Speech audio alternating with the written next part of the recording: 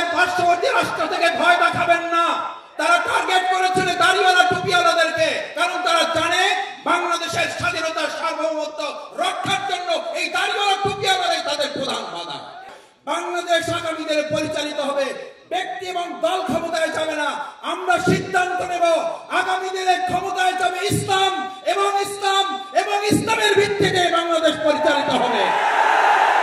সেই লক্ষ্যে আগে অবৈধ অস্ত্র, অবৈধভাবে কালো টাকা এবং খুনি সন্ত্রাসীদেরকে গ্রেফতার করে শাস্তির আওতায় না নিয়ে আসলে আমাদের দেশে সুষ্ঠু নির্বাচন হয়তো আদৌ সম্ভব হবে না। আমরা দায়িত্বহীন কণ্ঠে বলি, মুফতি ফজলুল হক আমিন রাহিমাহুল্লাহ অথবা আমাদের শহীদ আব্দুল কাদের মোল্লারাই পৃথিবী থেকে চলে যায়, তারা ব্যক্তি চলে যায়, তাদের আদর্শের সমস্ত শক্তিতে গোটা পৃথিবী আরো কয়েক গুণ গুণে বলিষ্ঠ হয়ে যায়। আমাদেরকে ফাঁসিতে ঝুলিয়ে আমাদের আদর্শকে ফাঁসিতে ঝুলানো যায় না। এই কথাটা যতবার আপনারা ভুলে যাবেন, যত ষড়যন্ত্র আমাদের বিরুদ্ধে করবেন, এই দাড়িওয়ালা টুপিওয়ালা পাঞ্জাবিওয়ালা তত বেশি ঐক্যবদ্ধ হয়ে আমাদের সমস্ত ষড়যন্ত্রের বিরুদ্ধে দাঁত ভাঙা জবাব দেওয়ার জন্য আমরা দাঁড়িয়ে যাব। আমাদের পার্শ্ববর্তী রাষ্ট্র থেকে ভয় দেখাবেন না। তারা টার্গেট করেছিল দাড়িওয়ালা টুপিওয়ালাদেরকে, কারণ তারা জানে বাংলাদেশের স্বাধীনতা সার্বভৌমত্ব রক্ষার জন্য এই দাড়িওয়ালা টুপিওয়ালারাই তাদের প্রধান বাধা।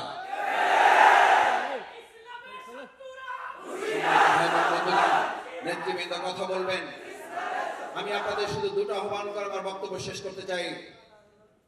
এক নম্বর হচ্ছে, ভাইয়েরা, আমরা আজকে এখানে যারা আছি, আমাদের এই প্রিয় মাতৃভূমি বাংলাদেশের সমস্ত মানুষের আজকে সবচেয়ে বড় জুলাই আগস্টের গণ অভ্যুত্থানের ছাত্র জনতার কি আশা প্রত্যাশা ছিল, কি ভূমিকা ছিল, তাদের মূল ভূমিকাটা ছিল তারা কি চেয়েছে। তারা উই ওয়ান্ট জাস্টিস চেয়েছে, তারা বৈষম্য মুক্ত একটা বাংলাদেশ চেয়েছে, বৈষম্যহীন একটা বাংলাদেশ চেয়েছে।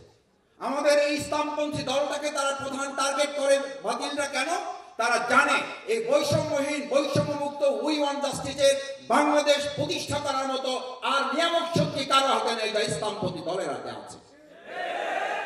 আমরা একটা কথা পরিষ্কার বলে দিতে চাই, আগামী নির্বাচন কখন হবে, কিভাবে হবে, কোন সংস্কারের পরে হবে, কি হবে না হবে, তার আগে খুনি হাসিনা সরকার আমাদের এই আলেমদেরকে 2013 সালে যেখানে হত্যা করেছে, আমাদের আলেমদেরকে যারা ফাঁসিতে ঝুলিয়ে হত্যা করেছে, তাকে গ্রেফতার করে বিচারের আওতায় না নিয়ে আসা পর্যন্ত বাংলাদেশে সুষ্ঠু নির্বাচন অনুষ্ঠিত হতে পারে না।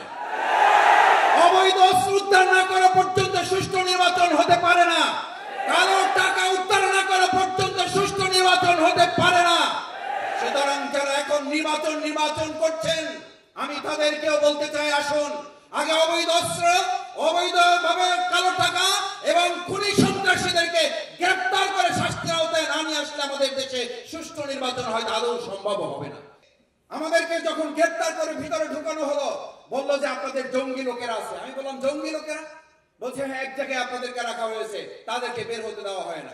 আমি গিয়ে দেখলাম যে আমাদের সম্মানিত শ্রদ্ধেয় ওলামায়ে কেরামগণ, যেই তাদের বিরুদ্ধে জঙ্গি তকমা দেওয়া হয়েছে, তারা দিনের বেলা রোজা রাখেন, রাত্রিবেলা তাহাজ্জুদে রাত্রি কাটিয়ে দেন। আমি প্রশাসনকে বললাম, আমাকে বারান্দা থেকে বের করবেন না, এই বারান্দায় আটকা পড়ে থাকতে চাই। যারা সারাদিন রোজায় কাটায়, সারাদিন তাহাজ্জুদে কাটায়, তাদেরকে পরাজিত করার শক্তি পৃথিবীর কারো থাকতে পারে না। আমাদেরকে বারান্দায় আটকাতে পারেন, কিন্তু জনগণের হৃদয় থেকে আমাদেরকে আটকাতে পারেন নাই। আপনারা ব্যর্থ হয়েছেন। 2024 সালে 5ই আগস্ট আপনাদেরকে ছাত্র জনতা ওলামায়ে কেরাম ব্যর্থ করেছে। ভবিষ্যতে আপনাদেরকে ব্যর্থ করে ইসলামের ভিত্তিতে